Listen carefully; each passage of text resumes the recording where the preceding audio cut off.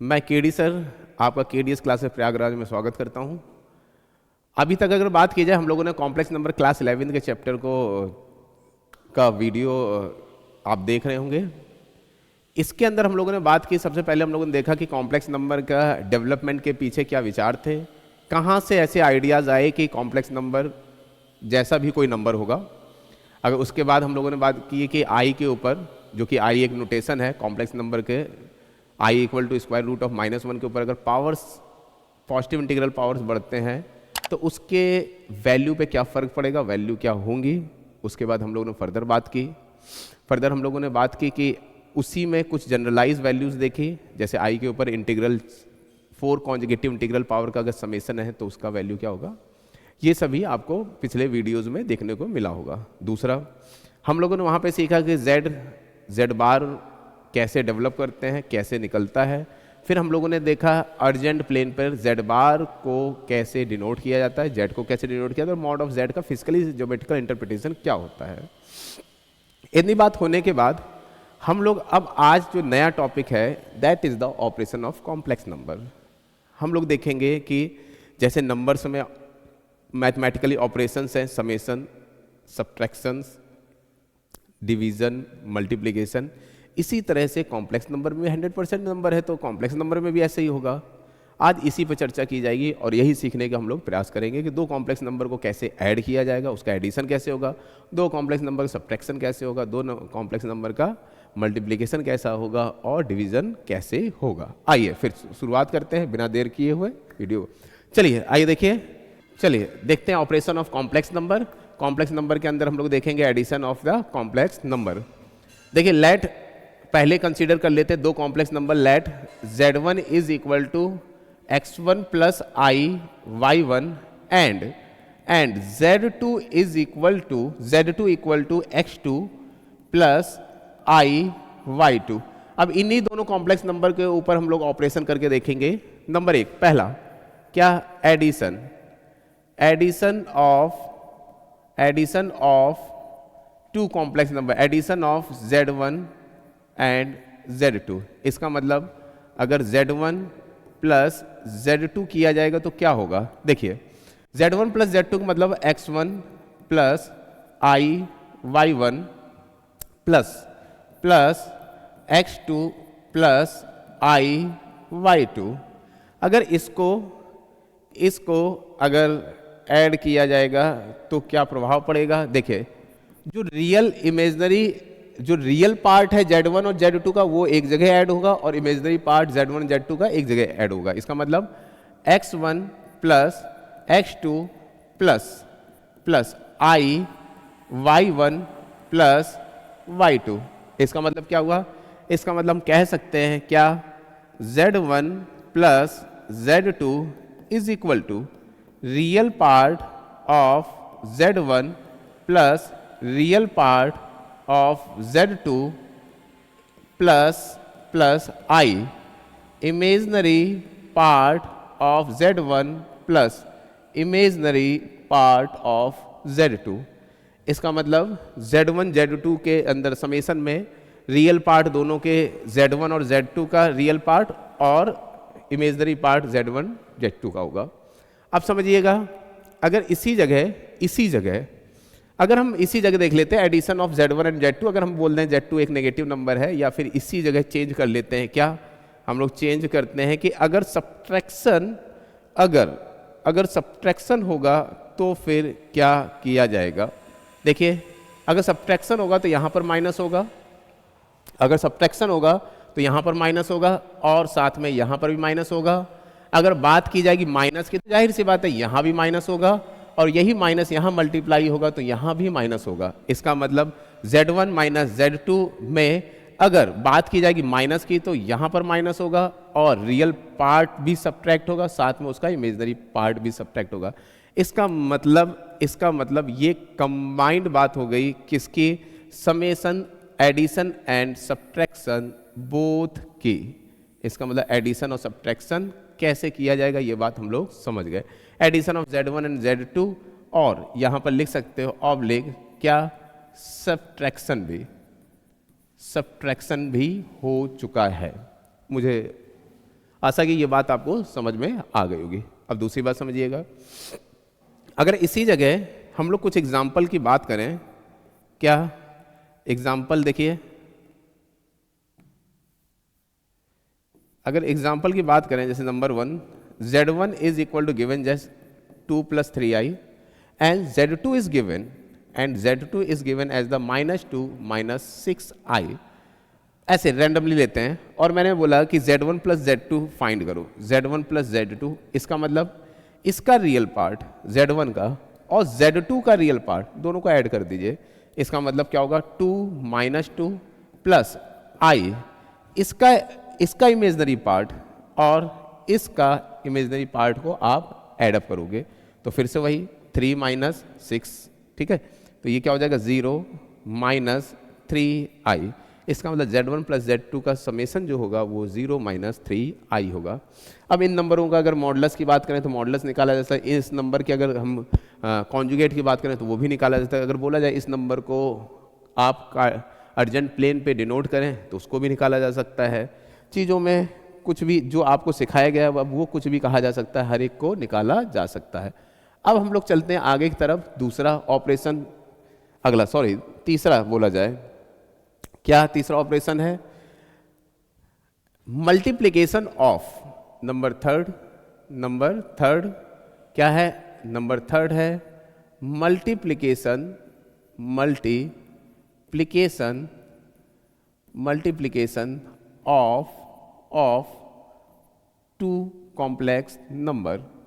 Of to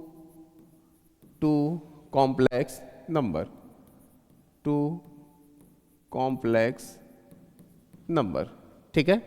जैसा कि Z1 बराबर अपन लोगों ने माना ही था, क्या Z1 बराबर x1 + i(y1) and Z2 equal to x2 + i(y2), Z1 into Z2 बराबर क्या होगा, देखेंगे, बड़े आराम से समझने की कोशिश करेंगे। x1 + i(y1) into x2 + i(y2) is equal to क्या होगा, देखिए प्रोडक्ट करते हैं, x1 into x2 + i(y1) into x2, i(y2) का प्रोडक्ट करते हैं plus i(x1) y2 plus i² y1 y2, इसकी बात करें तो क्या हो जाएगा x1 into x2 plus i क्या होगा x2 y1 plus x1 y2 और i² का वैल्यू क्या होगा -1, तो -y1 और y2। अब जो रियल पार्ट है, रियल पार्ट बोले तो जो नंबर फ्री फ्रॉम i है, जिसके साथ i नहीं है, that is the real number, मतलब रियल पार्ट हो गया इस कॉम्प्लेक्स नंबर का, that's mean x1 x2 minus y1 y2 and take the i common लेंगे तो ये क्या होगा x1 y2 plus x2 y1 अगर बात करें तो ये इसको जनरलाइज लिखा जा सकता है क्या, Z1 into Z2 is equal to real part of Z1 into real part of Z2 minus और क्या है real part of imaginary part of Z1 into imaginary part of Z2, ठीक है। अब बोला जाए तो ये bracket close,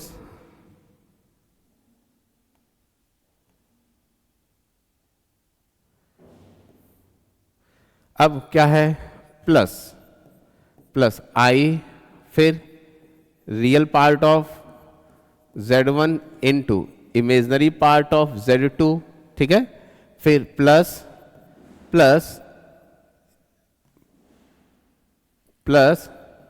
real part of Z2 into imaginary part of Z1। तो आपको देखने को मिल रहा होगा, क्या देखने को मिल रहा होगा, कि देखिए यहाँ पर क्रॉस में है, जब रियल पार्ट ऑफ Z1 लिखा जाए तो इमेजनरी पार्ट ऑफ Z2 है, और वहाँ पर अगर रियल पार्ट ऑफ Z2 है तो इमेजनरी पार्ट ऑफ Z1। यहाँ पर क्या बीच में माइनस साइन है, Z1 दोनों का रियल पार्ट और इमेजनरी पार्ट दोनों का। चलिए आगे की तरफ देखते हैं। अब इसी में कुछ एक एग्जाम्पल देख लेते हैं, ठीक है। देखिए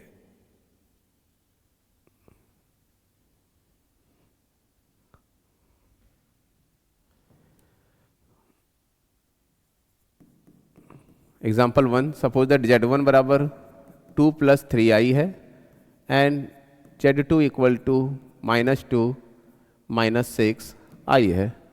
तो Z1 into Z2 this is equal to 2 + 3i into -2 - 6i।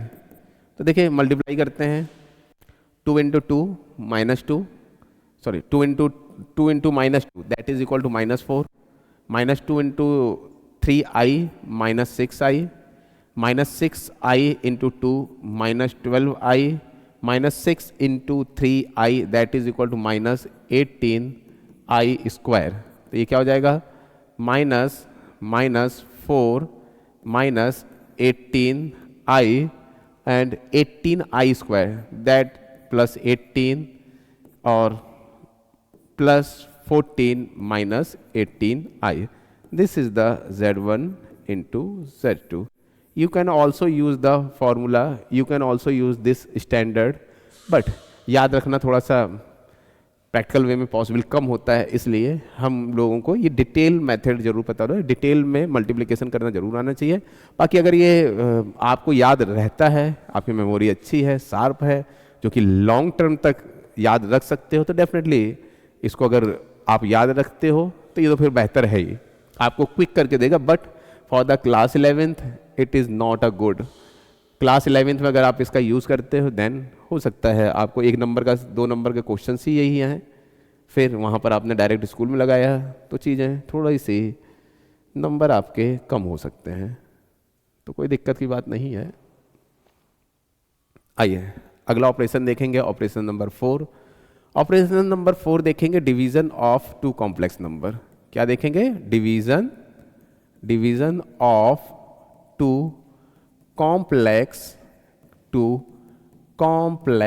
Number, 2 complex number. जैसा कि हमको पता ही है Z1 इक्वल टू